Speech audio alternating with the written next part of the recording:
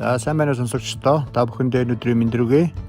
Үндэсний үйлдвэрлэлээ дэмжицгээ урайтай баялаг бүтээгч подкастын маань шинэ дугаарыг эхлэхэд бэлэн боллоо. Ерөнхий ивент итгэгч Сарнай цэцэгт мэдчилгээ. Эдийн засагч ангар өргөдөн ирээд байна.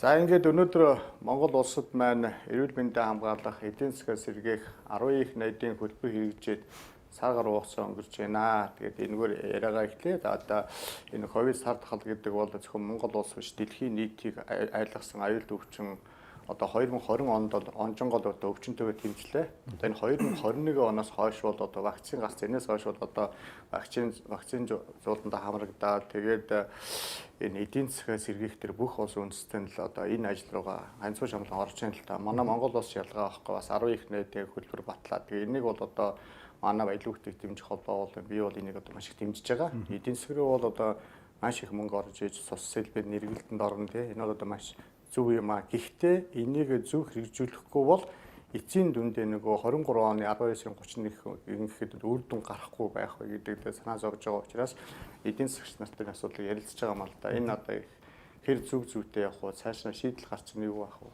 Та нэг яаж харж байна?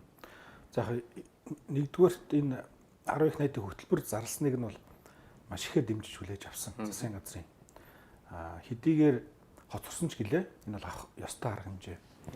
За би яагаад хоцорсон гэж хэлж байгаа нөхөр ер нь нэг иймэрхүү аж ахуй нэгжүүд рүүгээ чиглэсэн бизнес рүүгээ чиглэсэн арга хэмжээг улс орнууд одоо ковид эхэлснээс хойших одоо нэг 6 сарын дотор авч эхэлсэн. Буюу 2020 оны эхний хагаст багтаагаад улс орнууд ер нь бас одоо эрүүл мэндээсээ гадна эдийн засгаараа чиглэсэн бодлогоодыг авч хэрэгжүүлсэн байдаг. Англи, Америк, Европын улс орнууд тийм ээ, Азийн улс орнууд. Харамсалтай нь Монгол улс маань жил гаруй хугацаанд ерөөс эдийн засгийг хайсан. Аж ахуй нэгжүүд хайсан. Зөвхөн нөгөө хөл хорой, эрүүл мэнд гэдэг зүйл рүүгээ 100% төвлөрсөн. Ингээ үр дүнд нь одоо эдийн засаг маш хүнд байдалд орсон тийм ээ. Аж ахуй нэгжүүд.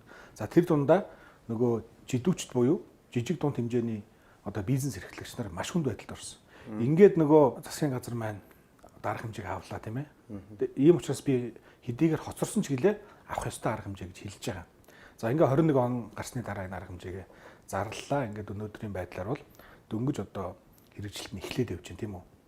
За хэдийгээр би энэ хөтөлбөрийг одоо дэмжиж байгаа ч гэсэн энэ хөтөлбөр маань жижиг дунд хэмжээний аж ахуй нэгжүүдэд үр дүнгээ өгөхийг хүсэж байгаа ч гэсэн нэг харамсалтай зүйл хэлэх гээд байна. Энэ хөтөлбөр хэрэгжихгүй. Хэрэгжих боломжийг нь төр өөрөө хаач чадаа байхгүй юу? Өнөөдөр төр маань нөгөө төр гэдэг чи одоо нэгдсэн институт тийм үү? Одоо Монгол банк, сангийн яам, байгаль орчны яам гэдэг юм уу тийм ээ? Улсын их хурл гэдэг бүгдээрээ л нийлээд нэг институт. Ард иргэд аж ахуй нэгжийн төлөөл одоо бодлого нь нэг байх хэвээр. Харамсалтай нь өнөөдөр Монголын төрийн бодлого нөгөө одоо баруун гараараа жишээл аж ахуй нэгжүүдэд дэмжсэн бодлого хэрэгжүүлж яхад зүүн гараараа дарамтлсан бодлого хэрэгжүүлж ийм зүйл болчиход байгаа. Тэгэхээр энэ 10 их найдын хөтөлбөр дээр хүртэл яг энэ зүйл ажиглагдаад байгаа байхгүй юу? За 10 их найд ерөнхийдөө бол одоо эдийн засаг санхүүтэй холбоотой арга хэмжээ тийм үү? За гол одоо хэрэгжүүлэгч байгууллага нь яг санаалагч нь бол сангийн яам, засгийн газар байгаа. Гэхдээ хэрэгжүүлж байгаа байгууллага нь юу?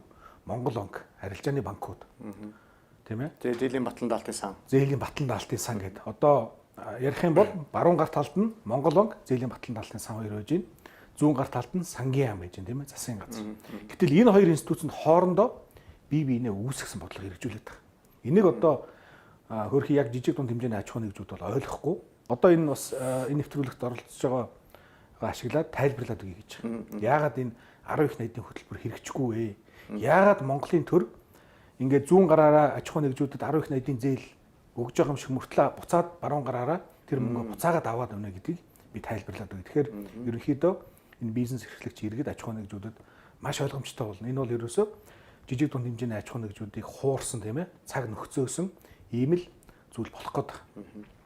За тэгэхээр 10 их найдын яг хөтөлбөрийн гол одоо санаа нь эдийн засаг руугаа мөнгө чихэж оруулъя гэдэг одоо санаа байгаа тийм үү? Шахаж оруулъя. Энэ бол одоо зөвхөн одоо манай энэ төрийн дарга нар одоо зохиогоод олцсон зүйл биш. Бусад бүх улс орнд хэрэгждэг. Америкт яг энэ бодлого хэрэгждэг. Европт энэ бодлого хэрэгждэг. Японд хэрэгждэг. Cash injection гэж байна тийм ээ. Эдийн засаг руугаа мөнгө тарьж одоо оруулъя тийм ээ хүчээр. Тэгэхээр нөгөө эдийн засаг руу орцсон мөнгө чинь иргэд аж ахуйн нэгжүүдийн хооронд эргэлдэн шүү дээ. Нэгнийх нь санхүүжилт болно. Тэр санхүүжилтээр нөгөө аж ахуйн нэгж чинь нэгнээсээ бараа худалдаж авна. Ингээд нөгөө иргэд аж ахуйн нэгжүүдийн хооронд мөнгө солилцогдоод эхлэхээр аль аль нь одоо ингээд бизнес хэрэгдэг. Энийг л хэлж байгаа. Одоо энэ эдийн засаг руугаа одоо мөнгө шахаж оруулах бодлогыг тийм ээ. Энийг бол ерөнхийдөө мөнгөний тэлэх бодлого гэж бодож байгаа тийм ээ. За тэгэхээр саяны энэ 10 их найдын хөтөлбөр бол ердөө л энэ эдийн засаг руугаа бэлэн мөнгө шахаж оруулъя. Ингээд эдийн засаг руу орсон мөнгийг иргэд аж ахуйн нэгжүүд нэгнийх нь санхүүжилт болог, нөгөөхийнх нь борлуулалт болог тийм ээ. Ингээд иргэд аж ахуйн нэгж бизнес эрхлэгч нар хоорондоо ингээд мөнгөөрөө арилжаа наймаага хийгээд эхлэхийн цагт аль аль нь ингээд эдийн засаг сэргэнэ гэдэг ийм л зүйл. Гэтэл энэ 10 их найдыг зарласныхаа хажуугаар бид рүү хэллээ тийм ээ, энэ бол мөнгөний тэлэх бодлого гэж. Нөгөө мөнгийг эдийн засаг руу оруулж байна. Гэтэл өнөөдөр Монгол банк маань эдийн засгаас мөнгө татах бодлогыг давхар хэрэгжүүлээд байгаа. Үн цаасаар дамжуулж юу? Төв банкны үн цаасаар дамжуулж бүр маш хэмжээний мөнгө татчих. За бүр ингээд одоо югмаар юм дэ тийм ээ, баг ойлгомжгүй хэмжээнд. Яагаад ингээд засгийн газар нь 10 их 80 төгрөг эдийн засаг руу оруулъя гэж яхад төв банк нь буцаагаад эдийн засгаас мөнгө татаад байна. Яагаад засгийн газар иргэд аж ахуйн нэгжүүдрээ мөнгө өгье тийм ээ, зээл олгоё гэж яхад буцаагаад яг тэр мөнгийг нь Монгол банк өндөр хүүтэй төв банкны үн цаасаар буцаагаад аваад байна. Сүүлийн 3-4 жил хэрэгжиж байгаа юм шиг. Яг ерөөсөө сүүлийн 3-4 жил хэрэгжсэн байхгүй юу?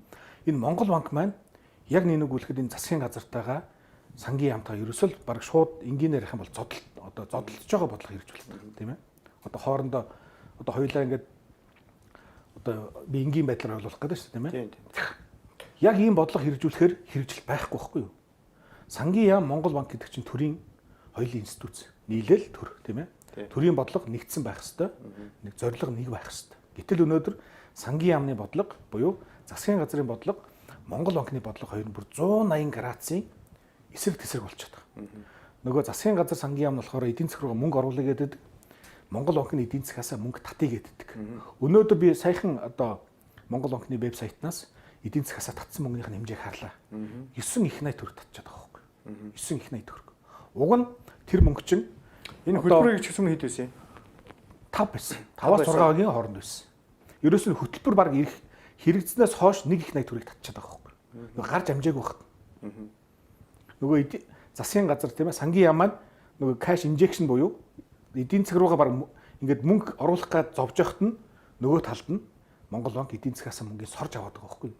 Ийм учраас энэ 10 их 80-ийн хөтөлбөр хэрэгжих бүр ямар ч боломж байхгүй. Сороод байгааг нэг ингээ утгаараа танилцуулаач манай үзэгчид ойлгохоор. Яг одоо ингээд энэ эдийн засаг гэж бодъё тийм үү? Энэ ширээг цөмөр эдийн засаг гэж бодъё. Ингээд аж ахуйн нэгжүүд байгаа. Бизнес хийж байгаа тийм ээ. За одоо жижиг дунд хэмжээний аж ахуйн нэгж байна. Одоо том хэмжээний аж ахуйн нэгж байна. Иргэд бизнес эрхлэгч иргэд байна тийм ээ. Энэ эдийн засаг дотор ч мөнгө байж иж бизнес хоорондоо арилжаа наймаа хийдэг. Одоо өнөөдрийн эдийн засаг юу болсон бэхээр аль аль нь мөнгө байхгүй байхгүй юу? Бизнес ч мөнгө байхгүй, иргэд ч мөнгө байхгүй. Тэгэхээр энэ 10 их 80-ийн хөтөлбөр чи юу гэсэн үг вэ? Хатсан хөрсийг урслах гэдэг байгаа шүү дээ. Яг зөв. Одоо ингээд бороо оруулах гэсэн үг байхгүй юу? Энэ одоо эдийн засаг руугаа бороо оруулъя тийм ээ. Эдийн засаг маань хатчаад байна. Хуурайчаад байна тийм ээ. Тийм учраас бороо оруулъя гэж байгаа. Яг энэ яг маш зөв жишээ гараад ирлээ. Бороо оруулах бодлого гэж ойлгож байна тийм ээ. Энэ орсон бороо маань иргэд аж ахуйн нэгжүүдийн санхүүжилт болоод тэр санхүүжилт нь өөр нэг аж ахуйн нэгжүүдийн борлуулалт болоод ингээд эдийн засаг маань өсөх ёстой. За тийм. Гэтэл нөгөө Монгол банкны бодлого гэхээр энэ бороо орох явцад нь нөгөө бороог нь замаас нь татаад авчиж байгаа гэсэн үг байхгүй юу? Маш энгийнээр ойлгох юм бол. Өөр газар буудад оруулж байгаа юм биш үү бараг тийм. Тий. Өөрлөг авчна гэсэн үг. Ингээд нөгөө бүх эдийн засаг дээр байх ёстой мөнгө буюу саяны жишээгээр ярих юм бол бороог нь Монгол банк өөрлөг авчаад байгаа байхгүй юу? Тэгэхээр сая нөгөө Монгол банкны дансан дээр 9 их 80 төгрөг хоригдлагатаад байна гэдэг нь эдийн засаг нь хатцсан. Ямар ч ус байхгүй. Гам болцсон. Гэтэл Монгол банк нь өөр дээрээ маш том хэмжээний юм усны сав хийчээд тэрлүүгээ эдийн засаг дээрээс бүх усыг буюу бороог нь аваад өөр дээрээ хадгалаад байгаа гэсэн үг байхгүй юу? Тэгэхээр тэрийг яаж авч байгаа? Үн цаасаар авч байгаа юм уу? Төв банкны үн цаас гэж гаргаад эдийн засгаас авчаад байгаа. Тэр маш өндөр хүүтэй. Тийм учраас арилжааны банкуд нөгөө арилжааны банк гэдэг институт маань уг нь санхүүгийн зуурчлагч байхгүй юу? Даваа гэдэг хүнээс одоо хадгаламж аваад ангар гэдэг хүнд л зээл өгч явах хэрэгтэй. Гэтэл өнөөдөр нөгөө банкнуудын даваа гэдэг хүнээс одоо татсан хадгаламжийг нь зээл болгож гаргахгүйгээр замаас нь Монгол банк өөр авчаад байна шүү дээ. Арилжааны банкуд ихээр зээл гарах ямар ч шаардлагагүй болсон байхгүй юу? Зөвхөн хадгаламж татаал харилцах татаа тэр мөнгөө Монгол банкнд хийхэд л ашигтай ажилласан. Ашигтай ажиллах бүх нөхцөлийг Үн цасны хүү идүү 6% байна өнөөдөр. 6%. Ямар ч одоо эрсдэлгүй, зардалгүй, хөрөх чадвар сайтай 6% гэдэг бол банкуудын хувьд маш өндөр. Тийм байна тий. Тэгэхээр Хүү байхгүй юу? Одоо гадагш нь эрсдэлтэй зүйл өгж явахаар тийш хийчих юм байна тийм. юу гэж арилжааны банкуд эрсдэл хүлээгээд бөө ажил болоод иргэн одоо доржид 3% хүүтэй зээл өгөх юм бэ. Тэр мөнгөө одоо Монгол банкны лавг зүрэнд өгчөд 6% хүү авах гэдэг шүү дээ. Ямар ч эрсдэлгүй. Тийм учраас би энэ 10 их найдын хөтөлбөр бол иргэдэд хуурсан, аж ахуй нэгжүүдэд хуурсан цаг завыг барсан арга хэмжээ гэж хэлээд байгаа байхгүй юу? Гэхдээ энэ бол засгийн газар бол ийм зорилго агуулаагүй. Засгийн газар бол үнэхээр шавард сунсан шарын эзэн гихчээр яг үнэхээр эдийн засаг маань хүнд байна, тийм ээ? Аж ахуй нэгжүүд маань хүнд байна. Энэ аж ахуй нэгжүүд рүүгээ мөнгө шахаж оруулъя, тийм ээ? Cash injection гэдэг одоо саяны хоёулын жишээгээр бол бороо оруулъя гэдэг бодлого нь бол зөв. Харамсалтай нь нөгөө Монгол банк нь бүр 180 градусын эсрэг бодлого хэрэгжүүлээд байгаа байхгүй юу? Тэгвэл одоо Монгол банкны тэр үн цасны хүүг тэглэх эсвэл яг зөв болгох хэрэгтэй юм байна тийм үү? Хэрвээ энэ 10 их найдын хөтөлбөрийг хэрэгжүүлэе гэж үнэхээр Монголын төр зорж байгаа бол урдч нөхцөл буюу урдч арга хэмжээг авах хэрэгтэй байсан. Тэр нь ерөөсөө л төв банкныхаа үн цасыг тэглэх. Эсвэл 3-аас доош оруулах. Нэг юм уу хоёр байх тийм ээ. Тэгэх юм бол нэг арилжааны банкуд чинь одоо бодож эхлэх нь шүү дээ. За одоо үнэхээр мөнгөө гаргая. Зээлээ олгоё. Зээлээ олохгүй манай банкны бизнес маань хүртэл хэцүү болох нэ. Бид өөрөө ашиг орлохгүй болох нэ гэд банкуд чинь аж ахуй нэгжүүдийн хойноос хөөж эхэлсэн тийм. Танай компани манай банк зээл өгье. Тэр банкнаас зээл авсан бол хүүгээ чинь буулгаад өгье, хугацаа гэж уртцгаад өгье. Бараг нөгөө барьцаагүй зээл олгож эхлэх байхгүй юу? Хөөх ийм орчныг бүрдүүлж. Бис мэдэн л тэ метронд давж байхад 1% зээл аваач байлгээд сурчлаад байдаг шүү дээ тийм. Хизээ одоо харин энэ Монголоос бусад бүх улс чинь тийм болцсон байхгүй юу? Банкуд нь бизнесийнхаа хойноос зээл өгье. Хүүгээ чинь буулгаж өгье. Барьцаагүй зээл олгоё, тийм ээ? Урт хугацаатай зээл олгоё гэдэг одоо бизнесийнхаа хойноос гүйдэг. Харамсалтай нь Монголд бизнесүүд нь банкныхаа хойноос хөөцөлдөг, тийм ээ? Биднэрт одоо зээл өгөөч. Барьцаагаа тавья, хүү өндөрч байсан хамаагүй авъя ч гэдэг юм уу. Ингээ энэ бол ерөөсөө маш буруу тогтолцоо байхгүй юу? За таны ярьж байгаатай бас яг адилхан нь бол манай баялаг бүтээгч дэмжих холбоо маш олон одоо нэг Facebook группүүд дээр ажилладаг юм л да. Одоо бүх аймагуд дээр манай салбар руу байдаг. Аймагуудын групп байна. Манай өөрөө нэгдсэн нийслэлийн групп байна. Дээрээс нь би бас нэмж сонирхоод тэр Нэгтлэн бодогчдын групп руу орлоо 70 мянган дагагчтай тэн зээл авж гэнэ гэд асуухаар авж байгаа нэг ч халаа. Манай холбоон дотор зээлээ авсны гэхээр авж байгаа хүн бараг байхгүй. Банкуд ч өгөхгүй. Яасан бэ гэсэн чинь сарын өвн материалаа өгсөн одоо дөнгөж судалгаанд орж ийн гэж яах юм. Тэгээд жилийн орлогоо аваад тэр бодож үзснээр өөх боломжгүй гэдэг ах юм. Ер нь нэг жоохон дурамчхан байна гэдэг байгаа юм. Харин бид түрүү яг энэ ярилцлагын туршид л тайлбарлаа шүү дээ. Банкуд өгөх ямар ч шаардлагагүй байхгүй юу? Өөх одоо зориглохгүй болчиход байна шүү дээ. Яах юм? Эрсдэл хүлээж иргэн аж ахуй нэгжид 3% хүүтэй зээл өгснөөс тэр мөнгөө Монгол банкнд 6% хүүтэй өгчих болоод шүү дээ. Тийм учраас энэ 10 их найдын хөтөлбөр хэрэгжихгүй. Тэр 10 их найдын хөтөлбөр дотор суусан 2 их найдын жижиг дунд аж ахуй нэгжүүд зориулсан хөтөлбөр хэрэгжихгүй. Энэ бол одоо энэ нэвтрүүлгийг хэрвээ одоо энэ засгийн газар сангийн яамны одоо хүмүүс үзэж явах юм бол одоо энэ яаралтай энэ бодлогоо өөрчлөх хэрэгтэй. Яаралтай Монгол банктай учруулах хэрэгтэй. Өнөөдөр одоо зүүн гар талд нь одоо засгийн газар сангийн яам 2 байна, тийм ээ. Баруун гар талд нь Монгол банк байна. Төсвийн бодлого, мөнгөний бодлого. Энэ хоёр ч хоорондоо зодтолтоод байна шүү дээ. Тэгээ энэ төрийн хоёр институт тийм ээ. Эдийн засгийг зохицуулж байгаа хоёр институт хоорондоо зодтолтоодохоор үр дүнд нь ямар бодлого хэрэгжих вэ? Энийг хэлээд байгаа байхгүй юу? Энэ ковид цар тахлыг ашиглаад босруулах үйлдвэрүүдэд бариад авчмаар байна. Бий болгоод авчмаар. Яг зөв, яг зөв. Тэгэхгүй бол одоо өнөөдөр манайх 90%, бараг 95% импорт бүтээгдэхүүнээс хамаартай шүү дээ. Бүтээгдэхүүнүүдээ импортоор авдаг. А өөрсдөө энд үйлдвэрлэж чадна тий. Гэхдээ нөгөө одоо хил гайл чинь одоо бараг хаагадаад бараг 20 тонн шүү дээ. Хойд хэлж урд хэлж. Ягаад гэвэл нөгөө өвчин өсөөд 800 мянга гараад ингууд хойд урд хэлж хэзээ онгойхон мэдэхгүй учраас нөгөө бараа бүтээгдэхүүнж орж ирэхгүй. Орж ирсэн ч гэсэн тээврийн зарт өсөж чинь. Дээрээс нь доллар явны анш байнга өсөж байгаа. Ийм үед орж ирсэн бараагаар бүтээгдэхүүн үйлдвэрлэхээр үнэ өсгөх харах байхгүй. Ягаад гэвэл хараат байгаа байхгүй. Бүтээгдэхүүний хараатай шүү дээ. Өөрөөсөө босоод үйлдвэр байхгүйгийн гайл энэ л дээ. Зөв. Яг би бас наадах чинь бодож ирсэн. Ер нь одоо хэрвээ энэ эдийн засгаа хөгжүүлээ, үнэхээр босхын үйлдвэрлэлийг хөгжүүлэх гэсэн бодлого хэрэгжүүлсэн бол яг энэ тодорхой одоо үйлдвэрлэлийн салбарт үнэхээр одоо бодит дэмжлэг болох зээл олох хэрэгтэй байсан. Тийм ээ. Үнэхээр одоо шинэ үйлдвэрлэл бий болгох гэдэг юм уу? Шинэ аж ахуй бий болгох. Гэтэл энэ хөтөлбөрийг харахаар нэг аж ахуй гэж 500 сая төгрөг гэж байгаа шүү дээ, тийм ээ. 500 сая төгрөгөөр босдог үйлдвэр гэж дэлхийд байхгүй шүү дээ. Жижиг үйлдвэр нэг 2-3 тэрбум төгрөг босно. Дунд хэмжээний үйлдвэр бол одоо магадгүй 7-8 тэрбум төгрөг тийм ээ. За том гэхээр бүр одоо 100 тэрбумаар яригдах баг. Тэгэхээр уг нь бол яг энэ үйлдвэрлэлийг хөгжүүлээ, аж ахуй дэмжиж гэсэн хөтөлбөр байсан бол хүн болгон тийм ээ. Аж ахуй нэгж болгон 500 сая, иргэн болгон 50 сая гэж биш. Үнэхээр яг ажил хийгсэн төсөлд одоо 2 тэрбум, 3 тэрбум хангалттай мөнгө нөхөх хэрэгтэй байсан байхгүй. Одоо зүгээр 500 саяыг авцсан аж ахуй нэгжийн үрээл дуусна. 500 сая төгрөгөөр босдог жижиг дунд хэмжээний үйлдвэрлэлч гэж байхгүй. Тийм. Тэгэхээр жижиг байж болох. хэрэглээний зээл шүү дээ. Яг зөв. Энэ чинь бол зүгээр тий. Одоо жишээл үгдийн дахианы аж ахуйч гэдэг юм уу тийм ээ?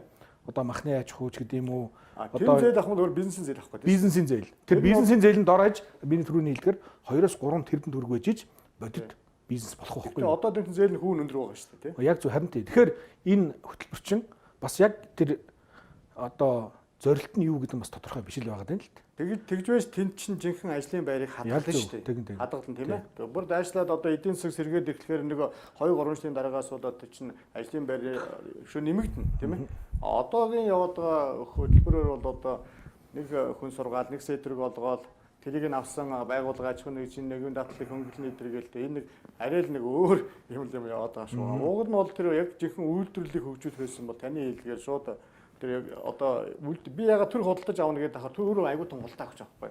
Тийм учраас тэр санхүүжүүлж байгаа тэр том одоо үндэсний одоо импортыг оруулж байгаа бараа бүтээгдэхүүн үйлдвэрлэж байгаа үйлдвэрүүдийн тодорхой хувийг нь төр авна. Бусдыг нь Монголын ард түмэн өөрсдөө худалдаж авч хэрэглэн орон нутгийн одоо үйлдвэрийн газрууд гээд маш олон газрууд байна уу? Энийг худалдаж авч тод үндэсний үйлдвэрээр дэмжиж бид нэг эдийн засгаа үндэсний үйлдвэрлэлээр сэргээгээд авчих цар тахтаа дэлгэндүүлээд ийм боломж бас бидэрт байгаа шүү дээ. Тэглэг байх. Одоо яг хамгийн ихний жишээ сая өнгөрсөн шинэ жилээр монголчууд өндөг үйлдвэрлэж чаддаггүй мэдлээ шүү дээ. Тийм ээ.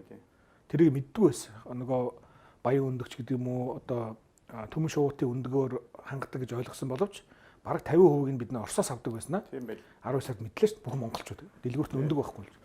Тэгэхээр уг нь энэ 10 их найдын хөтөлбөрт жишээлбэл өндөгний аж ахуйг хөгжүүлэх гэдэг зорилт байх хэрэгтэй байсан байхгүй юу? Тийм ээ. Одоо тэр Оросоос импортлоод байгаа 50% хотоодоо үйлдвэрлэе гэдэг. За тэр тохиолдолд 500 сая төгрөгийн зээлээр энийг шийдэж чадахгүй байхгүй юу? Нэг 10,000 дахианы гэдэг юм 20,000 дахиа 30,000 дахиатай аж ахуй барихад жишээлбэл 2-3 тэрбум төгрөг шаарддаг. Харин 5 одоо хүнд 500 сая төгрөг тарааж өгснөөс яг үнэхээр 20,000 одоо шууны аж ахуй барья гэсэн нэг хүнд нь 2.5 тэрбумын зээл өгөх хэрэгтэй байсан байхгүй юу? Тэгэхээр баяа бас энэ 10 их найдын хөтөлбөрийн одоо дизайн гэж ярьдаг тийм ээ. Одоо төсөл одоо энэ хөтөлбөрийн боловсруулалт тал дээр бас нэг жоохон одоо сэтгэл одоо юу гэдэм дэ ханамжтай биш байна л та. Нэг тийм яг сүүлийн үед манай төрмөө нэг тийм болчлоо л та. Одоо маш хурдан шийдвэр гаргадаг. Тооцоо судалгаа агуу тийм ээ. Одоо фэйсбүүкээр гэдэг юм уу сошиал орчинд жоохон ингээд шүүмжлэл өртөн гутал ерөөсөө 1-2 өдрийн дотор шийдвэр гаргацдаг. Яаж 1-2 өдрийн дотор гарсан шийдвэр үнэхээр зорилттой болж чадах вэ тийм ээ? Яаж одоо үр дүнтэй байж чадах вэ? Тэгэхээр яг одоо энэ бол системийн асуудал, энийгээ засах хэрэгтэй байх. 10 их найдын хөтөлбөр ямар ч байсан зарласан нь бол сайн зүйл. Гэхдээ энэ бол одоо хэрэгжих боломжийг бий олж харахгүй байна. За хэрэгжлэж гисэн бас бүр ингээд эдийн засгаа бүр ингээд сэргээх хэмжээнд ажлын байрыг хадгалах хэмжээнд бол бас үр дүнгээ өгнө гэдэгт бол одоо итгэл төгс биш байна. За баярлалаа. За өнөөдрийн баялаг бүтээгч подкастта хамт байсан сонсогчид та бүхэндээ баярлалаа. За манай подкасттай хамтарч ажиллахыг хүсэх юм бол 99 тэгдүрв 4075 гэсэн утсаар холбогдно. Мөн одоо миний YouTube сувгийг subscribe хийж бас намайг дагаарай гэж одоо хүсэж байна. За ингээд дараагийн дугаар хүртэл түр баяртай.